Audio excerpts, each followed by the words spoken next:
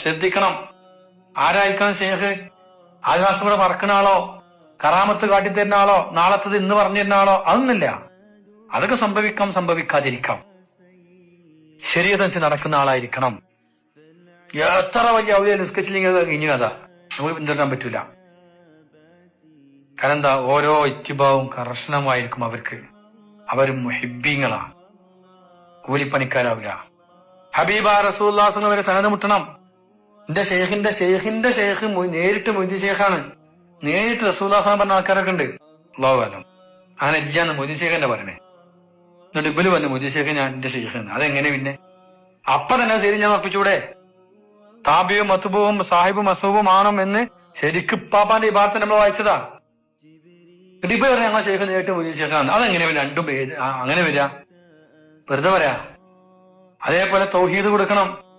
ഇല്ലല്ലേ ഹുവല്ലേ ഹു ഹക്കോ ഹാ ഹുന വാ ഹു ഹി യാ ഹയ്യു യാ ഖയ്യൂം ലാ ഇലാഹ ഇല്ലല്ലാഹ് ഒരുപാട് വഴികളുണ്ട്. അതൊന്നും പോരാ. കാമിലായ തൗഹീദ് കൊടുക്കണം. കാമിലായ തൗഹീദ് തന്നെ കിട്ടുന്ന രൂപത്തിൽ പോയി ബൈഅത്ത് ചെയ്യണം. ശരീഅത്തിന് വിരുദ്ധനാവാൻ പാടില്ല. റസൂലുള്ളാഹി വയമുട്ടുന്ന സിൽസില വേണം. ഇങ്ങനത്തെ ശൈഖന്മാരെ പഠിക്കും വേണം. അത് നിന്റെ കൂടെ നമ്മൾ ശ്രദ്ധിക്കുക.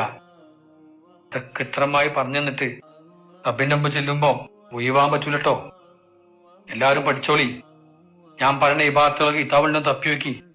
ഞാൻ പറഞ്ഞ തന്നെ കേട്ടിട്ട് കിതാബ് തപ്പി വെക്കി എന്ന് ഒഴിവാകാൻ ഓപ്ഷനില്ല.